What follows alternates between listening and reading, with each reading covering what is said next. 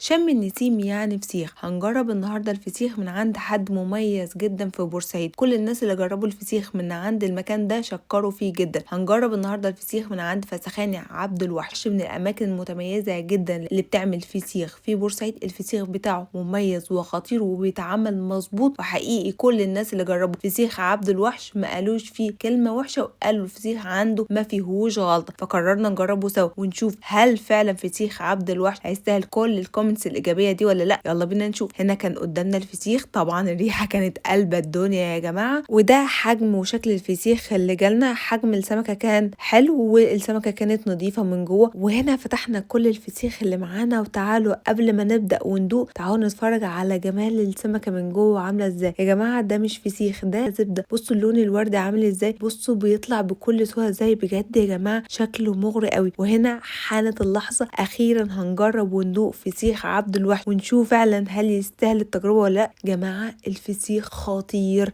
فسيخ عبد الوحش ما فيهوش غلط. الملح مظبوط بالملي، بجد جامد. بصوا عامل ازاي الفسيخ، طعمه زبده. الفسيخ يا جماعه بيدوب في البق، بجد طعمه خطير ومميز قوي. بصوا طالعه زبده ازاي، بصوا اللون وردي وجميل ازاي. بجد الفسيخ خطير. كلنا كنا مبسوطين بتجربه الفسيخ من عبد الوحش. بجد تجربه حلوه قوي، تجربه تستاهل التجربه. دي كانت تجربه الفسيخ من عبد الوحش. هستناكم انتوا كمان تجربوا الفسيخ من عنده وتقولي رايكم في الكومنتس. يلا بون ابيتي، باي روني.